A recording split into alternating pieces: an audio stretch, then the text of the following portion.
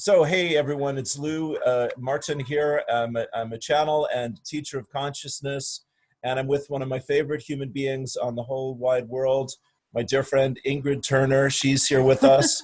Hello, Ingrid. How are you? Hi, Lou. Thank Yeah, you. thank you. And Ingrid is a wonderful channel and a gifted healer and does amazing work energetically, intuitively. She's got a new project that I get to be a part of here called Baba Ministry, which we might talk about. And she's got a great new book out there called Locked in Love, which is on Amazon with messages from her guides. So we're just going to catch up and talk about the weather today, right?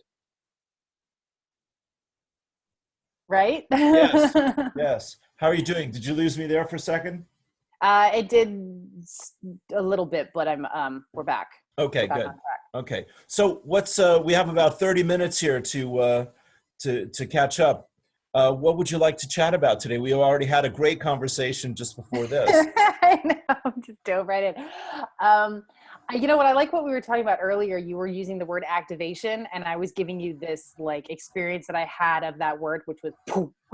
Right, right, Talking right. about that a little bit, how much of a struggle it has been recently. And I know a lot of stuff has been going on astrologically, but me personally, I don't track that too carefully because as a channel, I like to just be as clear as possible and not have too many talking heads in this head so that Sure, I can bring it through. But sure. boy, have I been feeling that constriction, that restriction. And only in the last day or two has it finally popped. And when you said people are being activated, I went, yes, that's it. that's Wow. the activation. Yeah, That's what's happening. But for beautiful. me, it feels like it's like when you think about the Big Bang Theory and creation of the universe, it feels like that in the heart is what it Right, feels like. right. And I feel like it's really important to say that we always have a choice with these when these activation energies come around. Do Yes, we jump on and allow ourselves to be expanded, or do we resist it and go about, insist on putting our head in the sand and continuing to live that mediocre life? And I think if you are committed to your own expansion, then you're going to have felt that intense restriction, and maybe not all at the same time. It's sort of, moving along a spectrum. I'm seeing people experience that restriction that I felt a few weeks ago. And before I was really experiencing it, I was seeing other people feeling it. So it's kind of, and sure, I think we do that so that we can lead each other, sure. that happens. We can lead each other. Yeah, But if you're committed to that partner, living in partnership with spirit, you're going to feel that restriction and then pop, then it's going to come together and you're going to feel so much better. right, But right that on. restriction process, ooh, that's challenging. Yeah, yeah, brilliant. I mean, it's kind of like we get to be the canary in the coal mine sometimes, Mm-hmm. you know, Mm-hmm. and things, we see things or we get messages or we get synchronicities or whispers and we go, oh, okay, I need to know about that. And yeah, Yeah. as I was saying before we began here, my teachers, Lazarus, Patricia Cota Robles, and someone else. Oh, Steve Nobel. Have you heard of Steve Nobel? He's quite I good. have not. I've Yes, heard of the other ones, but I haven't heard of Steve Nobel. he's very good. He's a channel in the UK. He does wonderful guided meditations, and he just keeps pumping these things out every few days. He just Oh, did, beautiful. yeah, he just did one from Thoth about activation with the energy. So now that we've come off of the energy of Easter and Passover and the spring equinox and the full moon, yeah, there's like a grounding, a landing place for all this, really intense contraction of the winter. And astrologically, I just know this much, Ingrid, that Chiron, which is the planet of the wounded healer, the asteroid or what have you, it's been in Pisces, which is the energy of the fish, the Yeah. water, the intuition, great emotion, great passion, great compassion from Pisces, the artist, all of that. So it's been 7 years. So that's about to shift sign here in the next week after being in the sign for the last 7 years. Oh, wow. Yeah. So it's Oh, it's wow. at 29 degrees. It's at the last degree of Pisces right now. And when it shifts into Aries, then it's going to be my friend astrologer Dorit says a lot more men having to look at our emotional wounds, and this is going to Oh, be a amazing. much bigger Yeah. theme. Yeah. So Well, we've been feeling that coming up. We've been really feeling that with the Me Too movement and, people, women stepping up and really proverbially getting in the masculine's face about what's been going on for thousands of years and how that's just not going to stand anymore. Right, right. Women taking their power back exactly Yeah. by coming together and supporting each other to speak the truth to power. Yeah. Yeah, yeah. And even the kids movement from Florida and how that became a national movement about gun control, in a month, and that there are Yeah. demonstrations all over the world and throughout the states, and then in Washington, nearly 1 million people. Don't you feel, I feel like the children is an embodiment of the feminine energy. Even the male children, they hold that feminine energy until they grow into their masculinity, but the feminine holds that all the Yes, way up. yes. Yeah, it's been inspiring to see those children. Oh my God. I mean, the pictures I see of them speaking and feeling the passion just makes your heart just, oh my God, this, Yeah. like, this is how humans are meant to be. Yes, yes, exactly. That sense of worth and Yeah. the value of life, like you're saying, the sacredness of life and feminine, the Yeah. innocence of children and the wisdom of women, they hold that. And then the masculine is meant to respect that, like we're Yes. saying about Me Too, and to support that Yes. and to nurture that and protect that. Exactly. That's the big, and I shared a poem just about this very topic the other day on my Facebook page, but Yeah, the sort of the way I understand it is the feminine is here to lead. The feminine is here to shine. And for right. simplicity's sake, we'll say man and woman, but the feminine energy doesn't necessarily show up, in assigned to a particular gender. But for the simplest sake, you got the woman is here to stand in her own light and to shine her brightest. The Right. masculine is here to support. So the feminine is the receiver, the masculine is the giver. And we have that backwards in our culture. We feel like the feminine is here to give to the masculine. And there's this constant, really uncomfortable interaction because, I mean, if you look at relationships, just romantic relationships, a woman goes in and gives and gives and gives and gives and gives and gives. And the man sits there and, receives, and they're both really uncomfortable with that dynamic.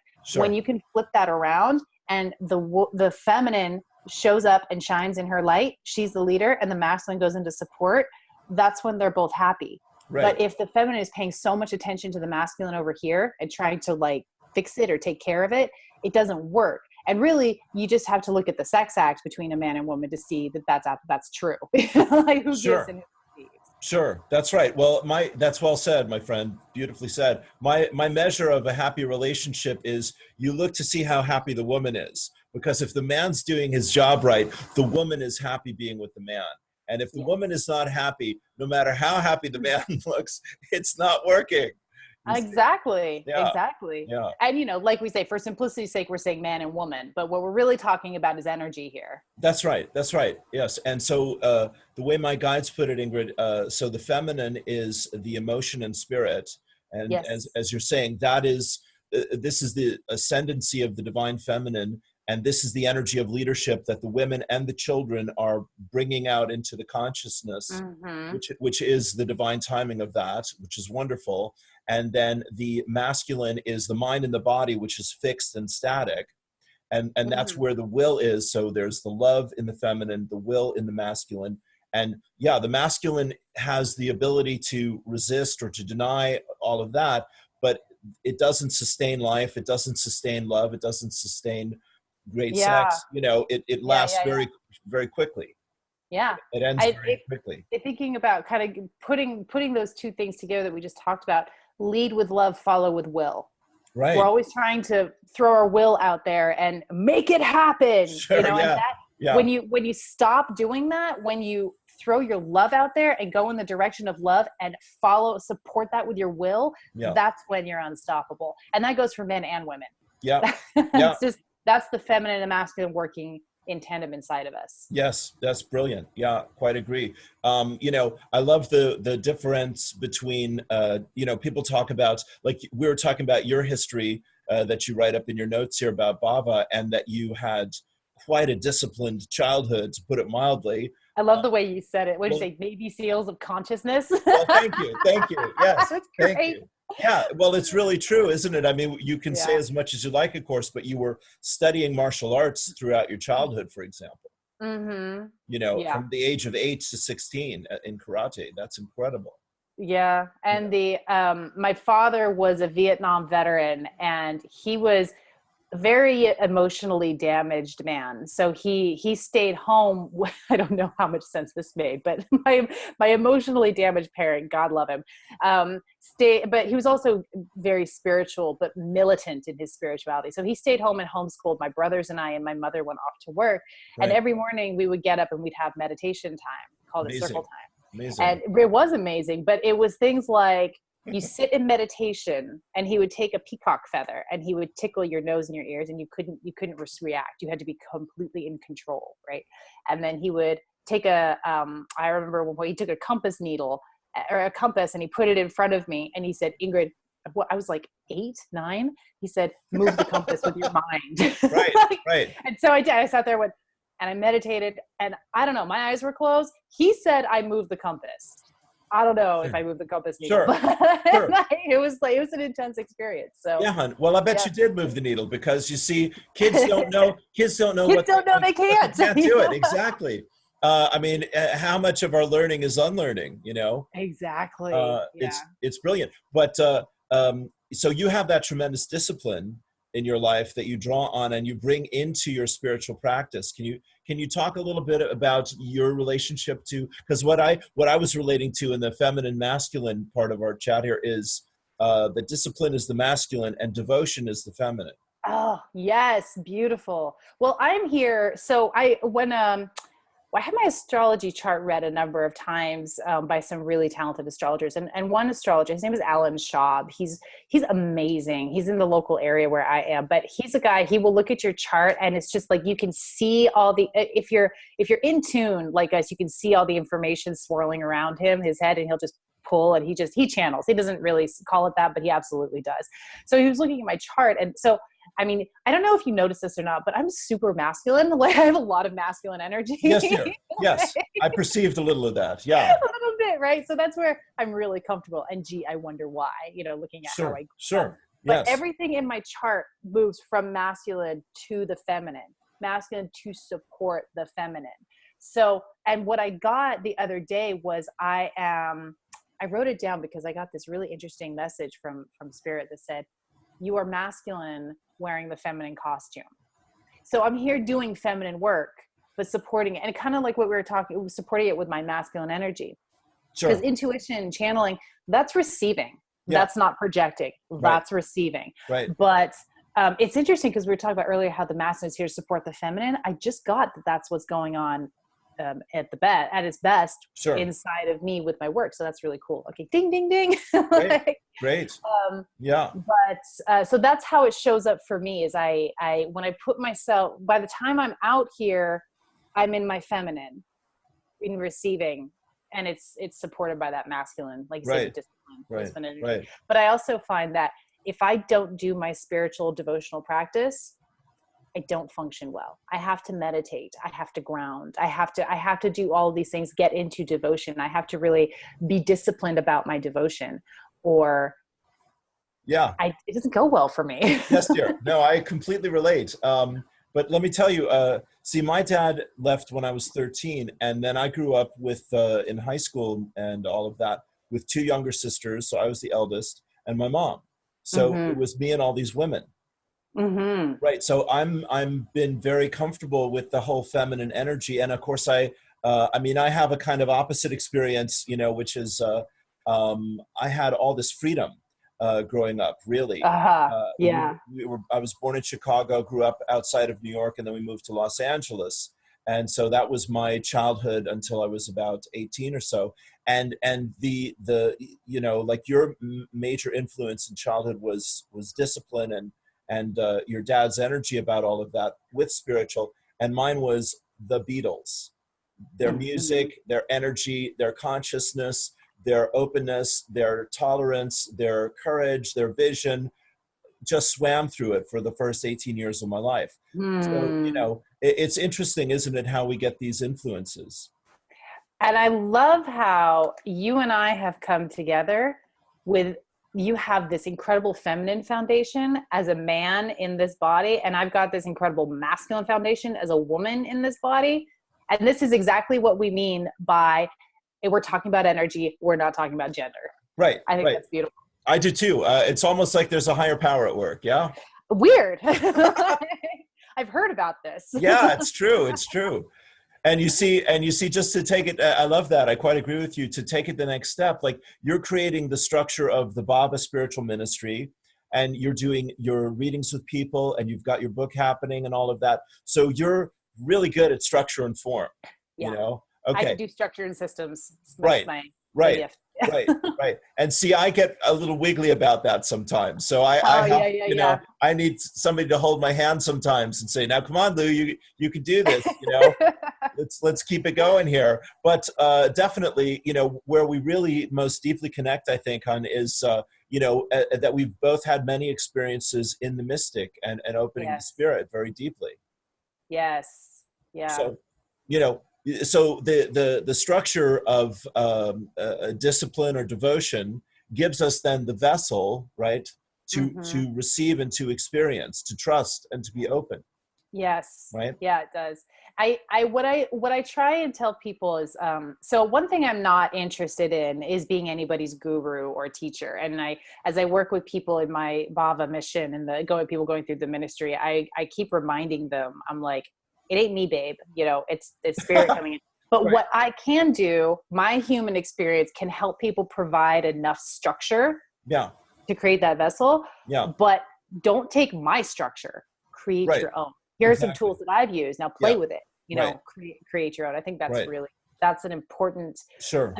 piece of a critical piece of our spiritual journey, especially now as we, like you say, we're moving into the age of the feminine. We're moving into the healing of the masculine to come in and support the feminine. Yeah. And so that means that the age of the guru is over. It's done. Yeah. The That's right. guru, that, you know, linear hierarchy, I am your teacher, you know, you can only get to enlightenment through me. Call that the guru, call that the priest, you know, whatever it is, I am the doorway. That's not valid anymore. And there are places I think where it's still valid, you know, for in some instances, but I feel like it's lessening. Sure. Yeah, I Lessening. agree. I agree. You know, I'm just imagining, I'm remembering these kids sitting down with the president talking about having seen their schoolmates get shot in front of them and dying in front of them.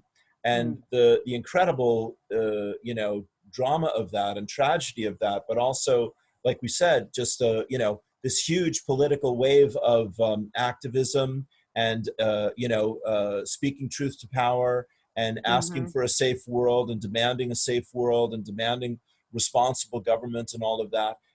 You know, it's like the feminine can support and tolerate and endure a lot of imbalance, but when it goes too far, then Right. There's a line. oh yeah, exactly. And And it's it's just, way over here, but it's there. that's right. She says, that's it.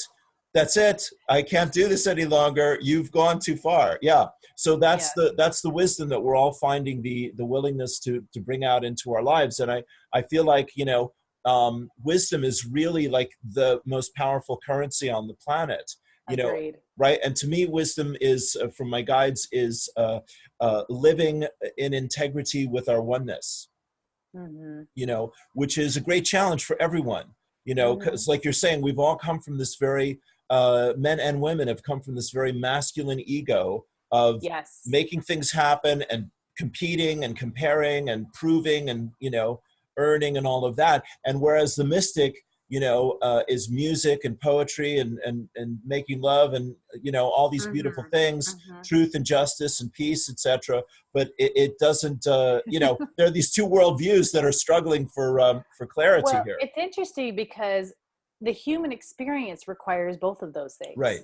And that's where, especially working as a mystic, you know, as we do, you know, those of us called to show up and put that out there and be that mouthpiece. That can be a very interesting, very challenging point that I think is always worth talking about is, how does the ego fit in with our mysticism? How does the ego fit with a divine messenger, a spiritual medium, a healer? You know, I think my spiritual background was always smash the ego, smash the ego, smash the ego. You shouldn't have any ego. That's the message I got. Whether that was actually said to me or not, I'm not 100% sure. But the message I got was you should have no ego, no ego. Well, okay, I'm going to go back to my astrology chart. I have Sun in Aries in the 10th house. So like 10th house is like career and how you show up in the world. And Sun is, of course, your ego. And Aries, it's exalted at its most, biggest. So Sure. like ego's a thing, right? So it's something that, and especially during this latest time of constriction, as this activation process has been happening and I've been feeling this, what's really showed up for me is that ego piece, where ego belongs in our work, Right. where it doesn't belong, and how it's very, very, very sneaky in coming in and sabotaging us. It's not just chest beating. Look at me, I'm so great. That's the socially unacceptable form of ego sabotage. But the socially acceptable form looks more like, I'm not good enough. No, I'm very humble. I'm very humble. No, I don't need to take credit for that. It goes too far into the humility, kind of goes up and down. Right. So it's been a very interesting journey. That's how this constriction has shown up for me, is like, where does the ego belong? And where is it sabotaging? Right. And what does that look like? And how can you make friends with it so that it doesn't control you? Sure. But that you command your ego, because the ego is what gets us out of bed every morning. Our ego is what gets us on the Zoom call together, to getting the message out there. It's the masculine supporting the feminine. Yes. There's a lot there you're saying. I'm just chewing on all of it over here, studying with Lazarus and studying with Eckhart Tolle and Byron Katie, are the three that come to mind. And so, we need, this is my take on it, we need to have a sense of self, an identity, in order to, there's, again, masculine, feminine. So the feminine is unconditional love, and the masculine is the love that we earn. And so father's love is conditional. You have to do something for me and then I will approve of you. And mother's love is just, I love you because I love you, and that's it.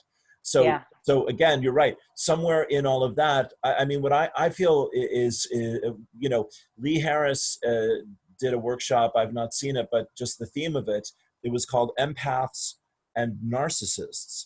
And I thought that's another really good, isn't it, description. Oh, yes. Yes, it is. The two polarities, Right. And since America has the biggest narcissistic president in the history of the country. Impressive, isn't it? It's very elegant. Yes. Wow. Here's your teaching tool, my friends. Yeah, this is what that looks like. My God, that's hideous. Yes. And you have some of that too, by the way. Yeah. Oh my God. So, I mean, sorry. Yeah, sure. I'll finish the thought and then I want to let you in. Then the empathy, of course, is what we learn as the mystic and the intuitive, which is, your pain hurts me and your unconsciousness affects me and my unconsciousness hurts and affects you. So as we take responsibility for that and as we heal that and have compassion and forgiveness for that, then we grow closer, we grow stronger, we grow more in alignment with our higher self, soul, and spirit. When we don't do that, it's just a hall of mirrors. Mm-hmm. Yes. I have no idea what that was. It's gone now. Whatever. All right. Well, that's good. Okay. That's okay. Maybe it'll come back. Yeah. That's how it is though, right? I mean, when you're bringing stuff through, because it's not yours, it's not ours, it doesn't stay. It goes away. Sure. When I do readings for people, sometimes I'll do a reading for somebody, we'll do a channeling session, and maybe they'll come back to me, a few months later, a year later, and they say, do you remember what you said? And no. Right. I didn't remember it 5 minutes after I said it. Right. Perfect. Perfect. Yeah. Well, my friend, I don't want to keep you past your schedule here. That feels like a great little taster of what we both are about. Yes, that was great. That went fast. I love that. Thank you so much for jumping on. Having me jump on. I really appreciate it. And I want to do it again. My pleasure, darling. I look forward to it. So tell people where they can find you and your great work. Okay, let me think. So you can find out about me personally on my website. It's just ingridhturner.com. And don't forget the H in the middle. It stands for Heidi, ingridhturner.com. And just to talk a little bit about my structure that we talked about, because I can do structure, I have created an online church. It's called the Bava Spiritual Mission. It embraces the dogma of no dogma. So don't let the church word trigger you too badly. It's really a structure, a place, where people can go to and they can learn how to connect directly with the divine. Because like we said earlier, the age of the guru is over. And so this really aims to help you connect directly. I've launched a ministry. Lou is my founding Bava minister because the work he does is so in line with what the Bava Spiritual Mission is all about. So he's joined me on this, and I'm so happy because his beautiful face is on my website and representing. It's like he's an amazing representation.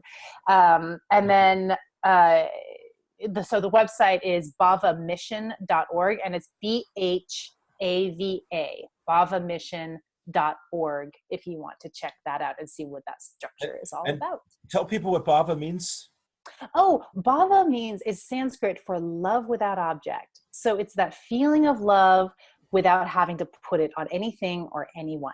There's the divine feminine in a nutshell. Right? That's it, or not in a nutshell, as it may be. Yeah, well, we had to plant it somewhere. We had to put it somewhere. We have to have the masculine in there too. We do. It's the space. It fills the space. So that's important. Yeah. Yeah. Brilliant. All right. Thank you, honey. It's a pleasure, and we'll do this again soon. Well done. All my love. People can find me at loumartin.eu. Have a great day, everyone. We love you. Cheers. Bye. Bye for now.